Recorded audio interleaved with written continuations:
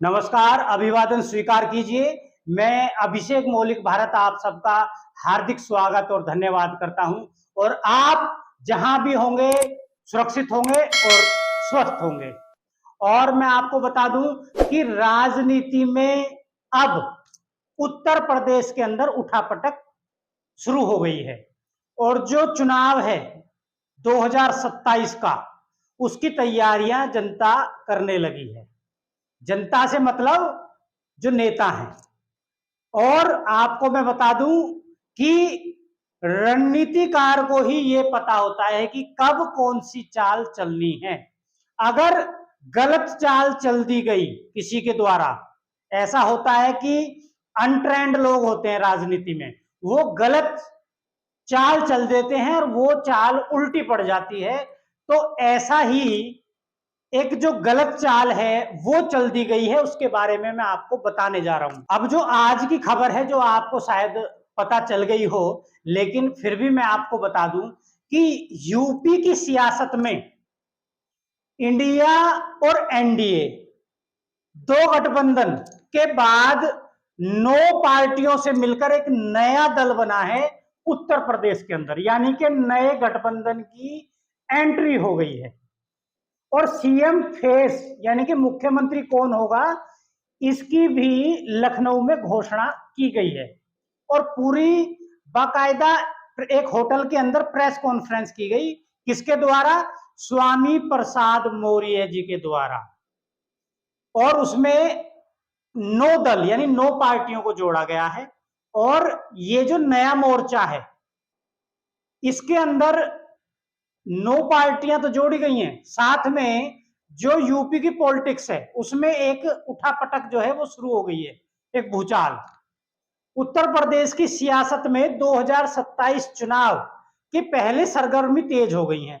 2027 विधानसभा चुनाव से पहले पूर्व कैबिनेट मंत्री और पूर्व में बहुजन समाज पार्टी, भाजपा और समाजवादी पार्टी के नेता रहे स्वामी प्रसाद मौर्य ने एक नए राजनीतिक मोर्चा की घोषणा कर दी है। लखनऊ स्थित एक होटल में उन्होंने प्रेस कॉन्फ्रेंस में लोक मोर्चा के गठन का ऐलान किया। यानी कि एक तीसरा मोर्चा उत्तर प्रदेश के अंदर बनाने की कोशिश की गई है।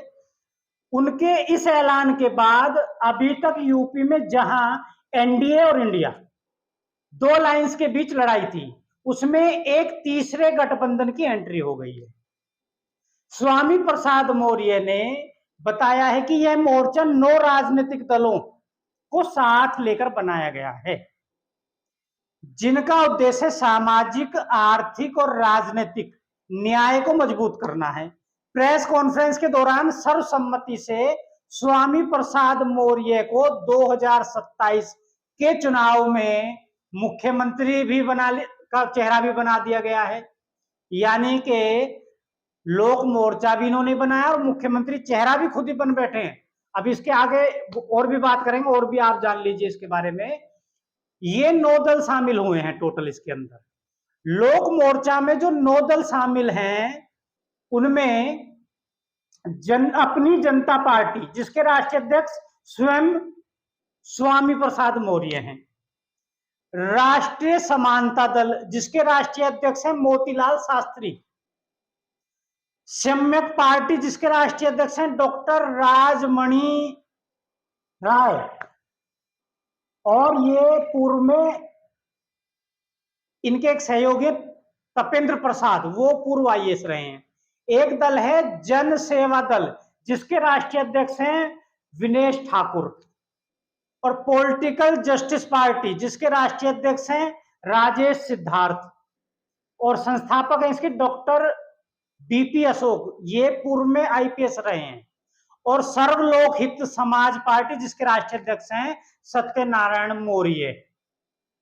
स्वतंत्र जनता राज पार्टी, जिसके राष्ट्रीय अध्यक्ष हैं घनश्याम कोरी। एक है सबका दल, जिसके राष्ट्रीय अध्यक्ष हैं प्रमोद लोधी। और एक और पार्टी है लोकतंत्र सुरक्षा पार्टी, जिसके राष्ट्रीय अध्यक्ष हैं राजकुमार सैनी। और ये पूर्व में सांसद भी रहे हैं राजकुमार सैनी जी। अब स्वामी प्रसाद मौर्य जो हैं वो क्या बोले हैं वो आप सुन लीजिए। स्वामी प्रसाद मौर्य ने अपने बयान में कहा कि उन्होंने हमेशा बहुजन समाज के हक के लिए संघर्ष किया है। वह किसी पद के लालच में राजनीति में नहीं आए। अगर कोई पद मेरे हिस्सेदारी के आंदोलन में बाधा बना तो मैंने उसे त्यागने में देर नहीं की है। उन्होंने बताया कि लोक मोर्चा का गठन इसलिए हुआ क्योंकि वर्तमान सरकार ने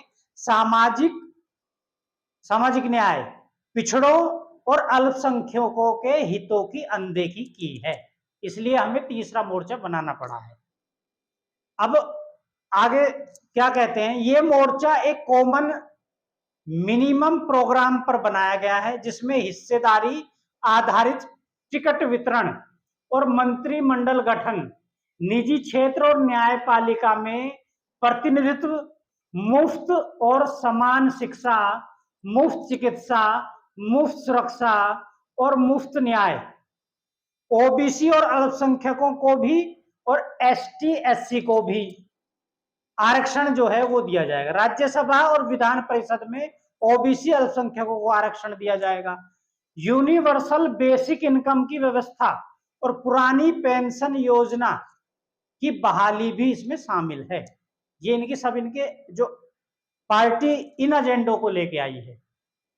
तो मैं आपको बता दूं, अभी मैंने जो आपको वीडियो की स्टार्टिंग में बताया कि कभी कभी क्या होता है कि अगर गलत रणनीतिकार, देखो क्या होता है, कभी कभी मालिक जो होता है किसी कंपनी का मालिक, वो खुद ही तो मालिक रहता है, खुद ही मैनेजर बन जाता है, खुद ही एचआर बन जाता है, खुद ही सेल्समैन बन जाता है, खुद ही मार्केट का मैनेजमेंट करता है। यानी कि जब आदमी खुद ही सारे काम करने लगे तो वो उसका डूबना तय है। आप एक उद्योगपति ले लीजिए, आप धीरूभाई अंबानी थे, उनको ले लीजिए। अगर धीरूभाई अंबानी ने बहुत सारी कंपनियां खोली, 50 सपोज करो 10 कंपनियां खोली, तो 10 में अलग अलग मैनेजर, अलग अलग एचआर, अलग अलग मार्केटिंग हेड और अलग अलग जिम्मेदारियां दी गई। उन्होंने खुद ही 10 की 10 कंपनियों में अपने ऊपर जिम्मेदारी नहीं ली। अगर खुद लेते तो आज वो इतने कामयाब बिजनेसमैन नहीं बनते, डूब जाते। तो ये ही रूल जो है राजनीति में काम करता है। जो व्यक्ति राजनीति में आता है और नेता भी खुद ही, पानी पिलाने वाला भी खुद ही, रणनीतिकार भी खुद, प्रचार करने वाला भी खुद, भाषण देने वाला भी खुद, भाषण लिखने वाला भी खुद, यानी कि स्पीच भी खुद ही लिखेगा और खुद ही बोलेगा। तो ये ऐसे जो बहुत सारी चीजें हैं, ऐसे जो वन मैन आर्मी जो राजनीति में बनते हैं वो डूब जाते हैं। जहां मैनेजमेंट नहीं होगा, मैं आपको बता दूं, पहले युद्ध हुआ करते थे और युद्ध को रणनीतिकार जिताया करते थे। हर राजा अपने पास रणनीतिकार रखता था, और जो राजा रणनीतिकार नहीं रखता था वो ज्यादा दिन टिकता नहीं था, चलता नहीं था, क्योंकि वो सब कुछ खुद ही करता था। अब मैं आपको बता दूं कि ऐसे ही पहले युद्ध हुआ करते थे, अब चुनाव होते हैं। तो अब चुनाव हो गए, अब राजा तो होते नहीं है, तो राजा की जगह ये नेता हो गए, पॉलिटिकल लीडर। अब जो पॉलिटिकल लीडर अपने पास सलाहकार नहीं रखेगा, रणनीतिकार नहीं रखेगा, तो उसका डूबना तय है, वो हारेगा। और उसने जितनी भी चालें चली हैं, चाहे उसने करोड़ों रुपए खर्च किया, वो मिट्टी हो जाना, जीरो हो जाना है। यानी कि यदि आप चुनावी मैदान में हो तो जिम्मेदारी दीजिए, रणनीतिकार होने चाहिए आपके, अलग टीम होनी चाहिए मैनेजमेंट की, आईटी मीडिया सेल होनी चाहिए आपके पास। आप आईटी मीडिया भी खुद ही हैं, तो आपका डूबना तय है। तो इसलिए कहीं ना कहीं बहुत सारी चीजें हैं चुनाव जीतने के लिए, वो आपके अंदर होनी चाहिए। अब स्वामी प्रसाद मौर्य ने क्या किया है कि पहले तो पार्टी बनाई और बहुत सारे दलों में घूम के आए हैं। अब जो पार्टी बनाई है, अब इन्होंने एक नया दिमाग लगाया, तीसरा मोर्चा। अब तीसरे मोर्चे में मैं आपको एक पिक्चर दिखा रहा हूं, इसमें देखिए, ये वो चेहरे हैं जो आज तक आपने देखे नहीं होंगे कहीं भी, सोशल मीडिया पे और कहीं भी नहीं देखा होगा इनको, और इनके नाम नहीं जानते होंगे, बाई फेस तो छोड़ दीजिए, जो इनके आसपास के लोकल लोग होंगे, इनके एक पर्टिकुलर एरिया में, वो लोग तो हो सकता है जानते हों, लेकिन जो यूपी में दूर दूर के लोग हैं वो इनको नहीं जानते होंगे। यानी कि जब आपकी फेस वैल्यू उत्तर प्रदेश के अंदर, एक प्रदेश के अंदर फेस वैल्यू नहीं है, लोग आपको जानते नहीं, सर्च करेंगे तो आप मिलेंगे नहीं सोशल मीडिया पे, तो कहीं ना कहीं केशव, ये स्वामी प्रसाद मौर्य जी गलती कर बैठे। इनको अपने आप को लेके किसी पार्टी के साथ, बड़ी जो बड़े दल हैं उनके साथ जुड़ना चाहिए था। ये जो लोक मोर्चा बना है, ये आप आज ही फ्लॉप समझिए, और इसके ऊपर जितनी भी मेहनत की जाएगी, जितना भी पैसा लगाया जाएगा, वो सब जीरो हो जाना है, पानी फिर जाना है। तो कहीं ना कहीं जब रणनीतिकारों के बिना और सोचे समझे बिना आप ये चेहरे जो देख रहे हो, इन्होंने आज तक जनता के लिए कोई लड़ाई नहीं लड़ी। कोई लड़ाई आपने देखी नहीं कि लड़ी हुई, कोई छोटी मोटी वहीं अपने एरिया में कुछ कर ली हो तो पता नहीं, लेकिन क्या इन्होंने बड़े मुद्दों पर सरकार से सवाल किए हैं? कोई सत्याग्रह किए हैं? गरीब लोगों के हक की, रोजगार की, भ्रष्टाचार के खिलाफ कभी आपने इनको बात करते कहीं सुना है? तो जब आपने सुना नहीं, देखा नहीं, तो जनता है, जनता इतनी आसानी से आपकी तरफ कैसे आ जाएगी? दूसरा, मोस्टली जितनी भी पार्टियां हैं ये सब आपने पूर्वी उत्तर प्रदेश से पकड़ी है। जो उत्तर प्रदेश का दिल है, पश्चिमी उत्तर प्रदेश, वहां आपकी पकड़ नहीं, उधर से आपने कुछ लिया नहीं। चेहरे आप स्वामी, इसमें स्वामी प्रसाद मौर्य एक बड़ा चेहरा है, ये तो हमने मान लिया, और स्वामी प्रसाद मौर्य को लोग जानते हैं, इसलिए खुद ही मुख्यमंत्री चेहरा भी इन्होंने अपने आप की घोषणा कर दी है। तो खाली घोषणा करके कि मैं मुख्यमंत्री बनूंगा और खुश हो जाना, इस चीज में और जमीनी चीज में बहुत फर्क है। कल कोई भी व्यक्ति आएगा, वो अपने आप को बोले जी मैं मुख्यमंत्री। तो कहीं ना कहीं ये लोग जो नई नई चीजें लाते हैं, इससे जनता का नुकसान ही होता है। अब ये जनता का नुकसान करेंगे, जो लोग इनको वोट देंगे वो गड्ढे में जाएंगे वोटे, तो जनता का नुकसान क्या? फिर जनता की आवाज कौन उठाएगा जब ये तो चुनाव हार जाएंगे?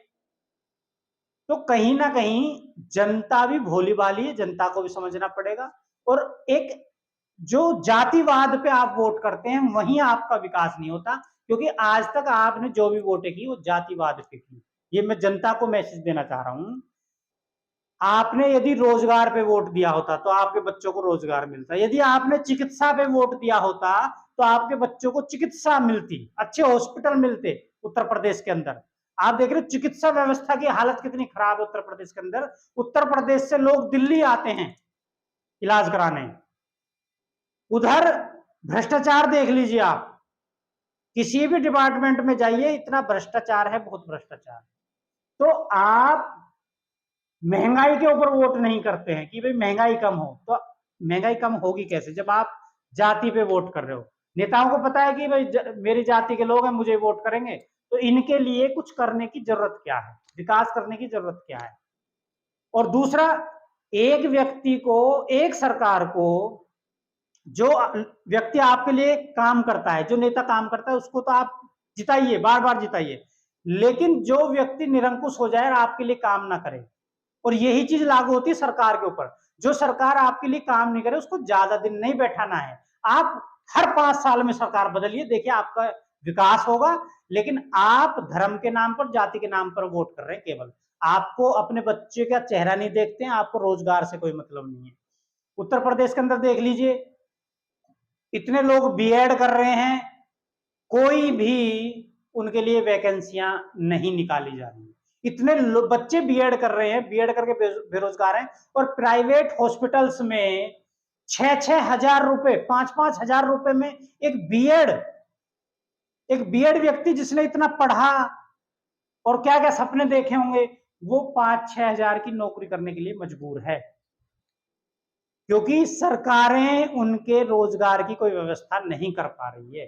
केवल पुलिस में वैकेंसी निकाल देते हैं, वो भी इसलिए क्योंकि लॉ एंड ऑर्डर चाहिए, नहीं तो इनको कोई मतलब नहीं है किसी को रोजगार देने से, क्योंकि रोजगार पर वोट नहीं दिया गया।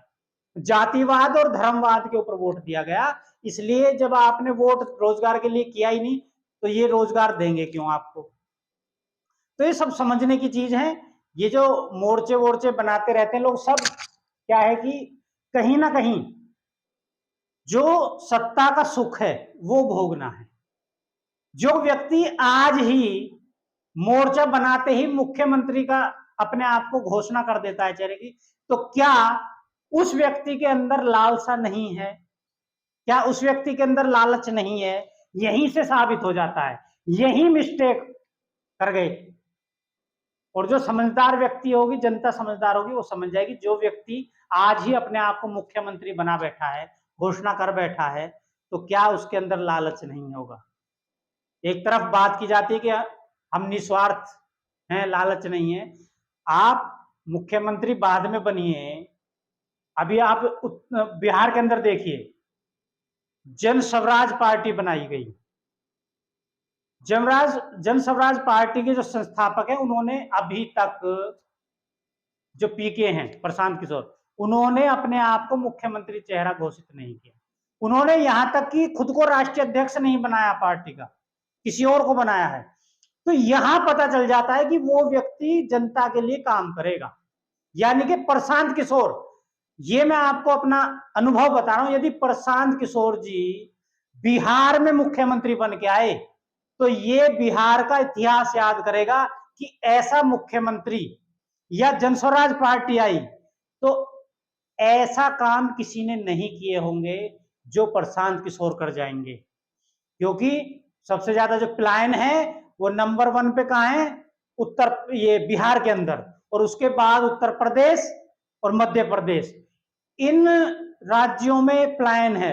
बाहर रोजगार के लिए जाना पड़ता है लोगों को, पंजाब, महाराष्ट्र और जो संपन्न राज्य हैं। और मैं आपको बता दूं, आंध्र प्रदेश, तमिलनाडु, कर्नाटक, केरल, ये 4-5 ऐसे राज्य हैं जहां पूरे भारत की 1/3 अर्थव्यवस्था बसती है। क्यों? सबसे बड़ा कारण है, ये किसी भी पार्टी को बिहार, यूपी की तरह 10-10, 20 साल, 35 साल तक नहीं रखते हैं सत्ता में। ये हर 5 साल बाद या ज्यादा 10 साल बाद सरकार बदल देते हैं, इसलिए इनका विकास होता है। और आज ये राज्य, साउथ के जो राज्य हैं, दक्षिण भारत के, ये संपन्न राज्य हैं और 1/3 अर्थव्यवस्था भारत की इन्हीं 5 राज्यों में है। तो इसलिए कहीं ना कहीं जनता चूक कर रही है, जनता को समझना पड़ेगा और किसी को निरंकुश नहीं होने देना है, किसी को सत्ता में ज्यादा लंबा नहीं बैठाना है। तो आप 10 साल 15 साल बैठा के रख रहे हो, वो निरंकुश हो जाता है। उसके जो पार्टी के नेता हैं वो निरंकुश हो जाते हैं कि ये तो हमें जिता रहे हैं जाति के नाम पर, धर्म के नाम पर, तो वो आपके लिए काम क्यों करेंगे? और जनता समझ रही है। और आप देख रहे हो ऑलरेडी जो पार्टी सत्ता में है, भाजपा, आप देख रहे हो उसका वोट परसेंट गिर रहा है। और गिरने का कारण क्या है कि उन्होंने लोगों के लिए काम करने बंद कर दिए, क्योंकि आराम से बैठ गए कि जनता हमें जिता रही है। और अब की बार बैसाखी लग गई तीसरी बार, यानी कि वोट परसेंट आप देखिए भाजपा का घटता ही चला आ रहा है। 2014 का जो वोटिंग थी उससे आप लगा लीजिए, आज 2025 घटता है, और 2027 में देख लेना और घटेगा, यानी कि 50% और घटेगा। तो ये जो चीजें हैं जनता को समझनी पड़ेगी। बाकी वीडियो काफी लंबा हो गया है, तो कहीं ना कहीं जो स्वामी प्रसाद मौर्य हैं वो एक बार फिर गलती कर बैठे हैं। और मैं आपको बता दूं, जो पत्थर एक जगह पड़ा रहेगा उसके अंदर वजन आ जाएगा, भारी हो जाएगा। जब आप जगह जगह इधर उधर भगते फिरेंगे तो आपके अंदर वजन आएगा नहीं, जनता आपके ऊपर विश्वास करना छोड़ देगी। और वही काम स्वामी प्रसाद मौर्य के साथ होने जा रहा है। आपकी राय क्या है वो कमेंट बॉक्स में जरूर बताना। और वीडियो अच्छी लगी तो वीडियो को लाइक कर लेना और चैनल को सब्सक्राइब जरूर कर लेना। चैनल को सब्सक्राइब कर लेंगे, हमारा मनोबल बढ़ेगा, आपके लिए राजनीति के अंदर खबरें और लाएंगे। आप एक ज्वाइन बटन चैनल पे जाओगे तो आपको एक ज्वाइन बटन नजर आ रहा होगा। यदि आप हमारे चैनल को आर्थिक सहयोग करना चाहते हैं तो ज्वाइन बटन के प्रोसेस में जाकर आप हमें आर्थिक सहयोग कर सकते हैं। और आर्थिक सहयोग की इच्छा नहीं है आपकी या आप सबल नहीं हैं तो आप चैनल को सब्सक्राइब जरूर कर लेना। इन्हीं शब्दों के साथ जय हिंद, जय भारत।